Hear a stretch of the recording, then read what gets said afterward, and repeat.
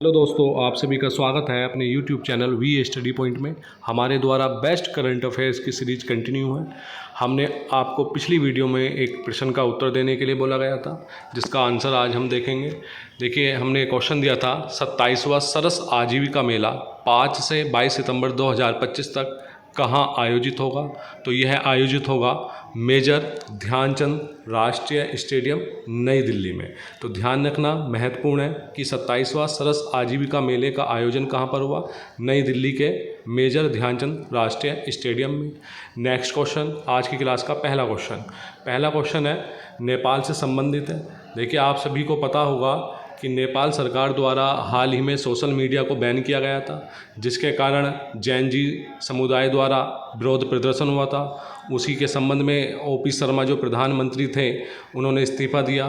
तो इसी समूह ने एक अब प्रधानमंत्री के लिए प्रस्ताव पारित किया है, उनका नाम है सुशीला कार्की। तो देखेंगे नेपाल में अशांति के बीच आंदोलनकारी जैन जी समूह। तो क्वेश्चन ये भी बन सकता है कि जो हाल ही में नेपाल में विरोध प्रदर्शन हुआ है वो किस समूह द्वारा किया जा रहा है, जैन जी समूह। तो जिन नेपाल की पूर्व मुख्य न्यायाधीश सुशीला कार्की के नाम को अंतरिम प्रधानमंत्री पद के लिए प्रस्तावित किया है। यह जो सुशीला कार्की है, ये काशी हिंदू विश्वविद्यालय यानी BHU की पूर्व छात्रा है और इन्होंने BHU से 1975 में राजनीति विज्ञान में स्नातकोत्तर की डिग्री प्राप्त की थी। नेक्स्ट क्वेश्चन, अरुणाचल प्रदेश के डोंग गांव में आयोजित होगा पहला सूर्योदय महोत्सव। तो क्वेश्चन बन सकता है, जो भारत में पहला सूर्योदय महोत्सव मनाया गया है या आयोजित हुआ है, वह कहाँ पर आयोजित हुआ है, अरुणाचल प्रदेश में। और यह आयोजित होगा, अभी हुआ नहीं है। अगर नेक्स्ट एग्जाम में आपके बन सकता है हुआ कि सूर्योदय महोत्सव किस प्रदेश में आयोजित हुआ। तो ध्यान रखना, अरुणाचल प्रदेश के डोंग गांव में यह आयोजित होगा।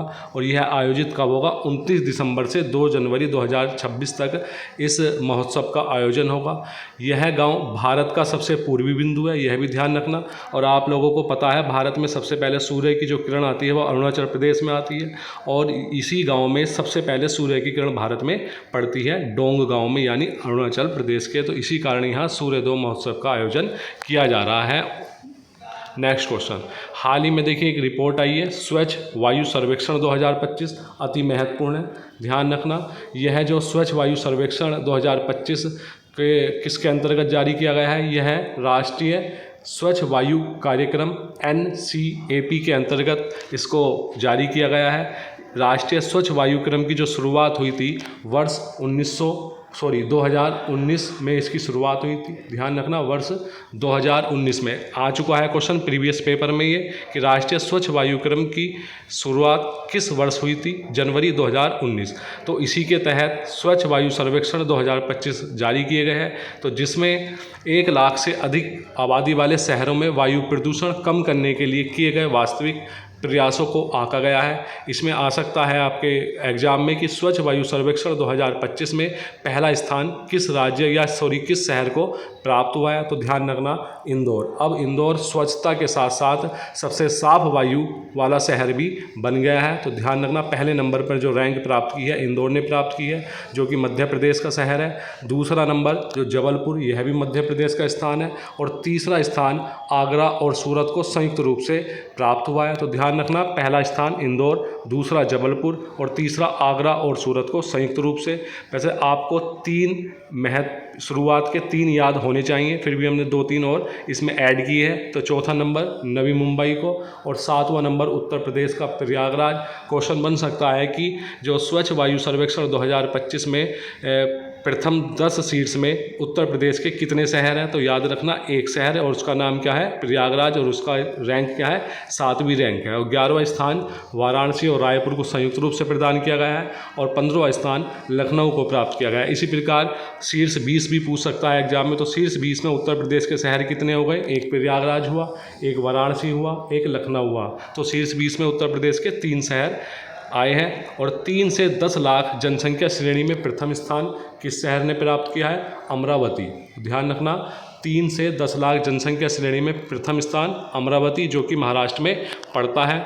और इसके बाद 3 लाख से कम जनसंख्या वाले शहरों में प्रथम स्थान वह था 3 से 10 लाख की श्रेणी में। यह 3 लाख से कम जनसंख्या वाले शहरों में प्रथम स्थान मध्य प्रदेश के देवास ने प्राप्त किया है। और जबकि सर्वश्रेष्ठ आर्द्र भूमि वाले शहर, इसमें प्रथम बार आर्द्र भूमियों को जोड़ा गया है, तो प्रथम स्थान जो प्राप्त किया है इंदौर ने और दूसरा स्थान उदयपुर ने राजस्थान के प्राप्त किया है। तो सर्वश्रेष्ठ आर्द्र भूमि वाले शहर प्रथम स्थान इंदौर और द्वितीय स्थान उदयपुर। राष्ट्रीय स्वच्छ वायु क्रम के तहत 130 शहर, तो ध्यान रखना कितने शहरों को चयनित किया गया, 130 शहरों की रैंक प्राप्त हुई है। तो 130 शहरों में से 130 शहरों में से 103 शहरों में PM10 स्तर में गिरावट आई है, जबकि सर्वाधिक गिरावट मुंबई और कोलकाता की। तो ध्यान रखना सबसे ज़्यादा गिरावट मुंबई और कोलकाता। इनमें से केवल चेन्नई ही एकमात्र मेट्रो शहर है जिसने राष्ट्रीय स्वच्छ वायु मानक को पार कर लिया है। और अभी जो हमने बताया था राष्ट्रीय स्वच्छ वायु कार्यक्रम की शुरुआत जनवरी 2019 में हुई थी। नेक्स्ट क्वेश्चन है कि एम्स दिल्ली ने global centre of integrative health के सहयोग से मेडिकल छात्रों के लिए व्हाट्सएप आधारित नेवर अलोन ऐप तैयार किया है। क्वेश्चन बन सकता है डायरेक्ट, नेवर अलोन ऐप किस संस्था ने तैयार किया है? एम्स दिल्ली ने। और किसके सहयोग से? Global centre of integrative health के सहयोग से। यह देखिए जो आत्महत्या वाले लक्षण दिखाई देते हैं बच्चों में, मेडिकल छात्रों में, उसके लिए टीम को ये अलर्ट करेगा। तो यह ऐप छात्रों में आत्महत्या के लक्षण दिखते ही टीम को अलर्ट करेगा। और इस ऐप को विश्व आत्महत्या रोकथाम दिवस यानी 10 सितंबर पर लॉन्च किया गया है। एक क्वेश्चन ये भी बन सकता है कि विश्व आत्महत्या रोकथाम दिवस कब मनाया जाता है? तो ध्यान रखना 10 सितंबर को यह दिवस मनाया जाता है। इसी दिन इस ऐप को लॉन्च किया गया यानी नेवर अलोन ऐप को। और राष्ट्रीय अपराध रिकॉर्ड ब्यूरो यानी NCRB के आंकड़ों के अनुसार प्रतिदिन 400 से अधिक लोग आत्महत्या कर रहे हैं। तो यह आंकड़ा है NCRB का। नेक्स्ट क्वेश्चन, सुप्रीम कोर्ट का एक फैसला आया है जिसमें आधार कार्ड को अब मतदाता सूची में पहचान का 12वां दस्तावेज बना दिया गया है। तो ध्यान रखना आधार कार्ड को मतदाता सूची में पहचान का कौन सा दस्तावेज बनाया गया है? 12वां। और यह जो निर्णय दिया है जो सुप्रीम कोर्ट के सूर्यकांत और जयमाल्या बागची की पीठ ने चुनाव आयोग को यह निर्देश दिए हैं कि आधार कार्ड को 12वां दस्तावेज माना जाए। ICMR Indian council for medical research ने 5 कंपनियों को दिया मलेरिया वैक्सीन का लाइसेंस। तो ध्यान रखना हाल ही में कितनी कंपनियों को ICMR द्वारा मलेरिया वैक्सीन का लाइसेंस दिया गया है? 5 कंपनियों को। और ICMR ने देश की पहली स्वदेशी मल्टी स्टेज बहुचरणीय है ये मलेरिया वैक्सीन एडफाल्सीवैक्स। तो ध्यान रखना महत्वपूर्ण है, क्वेश्चन आ सकता है कि हाल ही में जो वैक्सीन आई है एडफाल्सीवैक्सीन किस बीमारी से संबंधित है? तो मलेरिया से संबंधित है। डायरेक्ट क्वेश्चन पूछ सकता है कि एडफाल्सीवैक्स, बार बार बोल रहा हूँ महत्वपूर्ण है, एडफाल्सीवैक्स किस बीमारी से संबंधित है? मलेरिया। तो एडफाल्सीवैक्स तैयार कर शीघ्र ही लोगों तक पहुँचाने के लिए इस वैक्सीन का लाइसेंस 5 कंपनियों को दिया गया है। आपको कंपनी का नाम याद रखने की आवश्यकता नहीं है।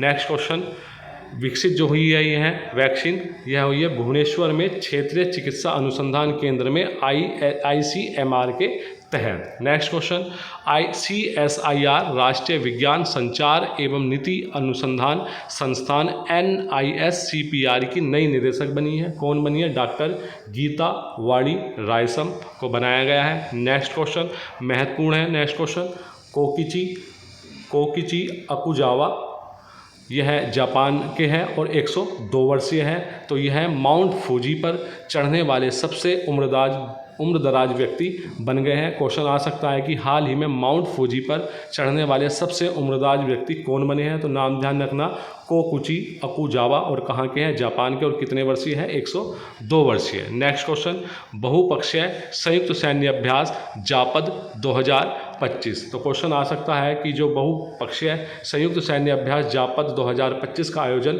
कहाँ पर हुआ है? तो यह हो रहा है रूस में। तो ध्यान रखना रूस में इस जापद 2025 संयुक्त सैन्य अभ्यास का आयोजन हो रहा है। 7 दिवसीय है यह। तो भारतीय सेना का एक दल रूस में शुरू हो रहे 7 दिवसीय बहुपक्षीय संयुक्त सैन्य जापद 2025 में भाग लेने के लिए रवाना हुआ है।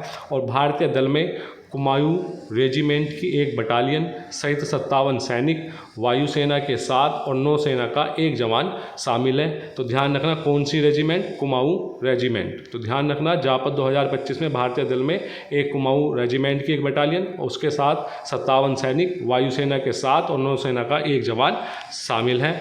नेक्स्ट क्वेश्चन, एक सम्मेलन आयोजित हुआ है, डायलॉग नेक्स्ट 2025 सम्मेलन। यह कहाँ पर आयोजित हुआ है? नई दिल्ली के भारतीय कृषि अनुसंधान परिषद ICAR कन्वेंशन सेंटर में आयोजित हुआ है। कब से कब तक? 8 से 9 सितंबर के मध्य। आपको कमेंट बॉक्स में आंसर बताना है कि भारतीय कृषि अनुसंधान परिषद की स्थापना किस वर्ष की गई थी। महत्वपूर्ण है, यह पूर्व की परीक्षा में पूछा गया क्वेश्चन है। और इस सम्मेलन की जो थीम है, इसे किसान तक ले चलो, यानी डायलॉग नेक्स्ट 2025 सम्मेलन की जो थीम है, इसे किसान तक ले चलो। नेक्स्ट क्वेश्चन, ऑस्ट्रेलिया ने MQ-28A घोस्ट बैट नामक उन्नत सैन्य ड्रोन का सफल परीक्षण किया, जो मानव रहित विंगमैन की भूमिका निभाता है। डायरेक्ट प्रश्न आ सकता है आपकी परीक्षा में कि MQ-28 घोस्ट बैट जो सैन्य ड्रोन है, किस देश ने परीक्षण किया? तो यह किया है ऑस्ट्रेलिया ने। यह जो 38 फीट लंबा यह ड्रोन ऑस्ट्रेलिया में विकसित और निर्मित होने वाला पिछले 50 वर्षों में पहला सैन्य अभ्यास है। तो इसकी लंबाई कितनी है? 38 फीट। और इस ड्रोन को जो तैयार किया गया है, विकसित किया जा रहा है, इस अमेरिका कंपनी बोइंग के सहयोग से यह तैयार किया जा रहा है। भारत ने ओमान को हराकर CAFA नेशंस कप 2025 जीता, फुटबॉल से संबंधित है। और यह आयोजित कहाँ पर हुआ है? ताजिकिस्तान के हिसोर में। एक अवार्ड मिला है, कैमल इंटरनेशनल अवार्ड 2025, यह मिला है यूनुस अहमद को। आज के लिए आपका क्वेश्चन है, आपको कमेंट बॉक्स में इसका आंसर बताना है, अन्यथा की स्थिति में आपको हम इसका आंसर कल बताएंगे। जो अभी हाल ही में हमारे 15वें उपराष्ट्रपति बने हैं NDA के उम्मीदवार CP राधाकृष्णन, इससे पूर्व किस पद पर थे और किस समुदाय से संबंधित हैं। तो दोस्तों, आज की क्लास हम यहीं समाप्त करते हैं। सभी दोस्तों से हमारा प्यार भरा निवेदन है कि हमारे YouTube channel VA study point को ढेर सारा प्यार दें, सब्सक्राइब करें, शेयर करें एंड लाइक करें। धन्यवाद।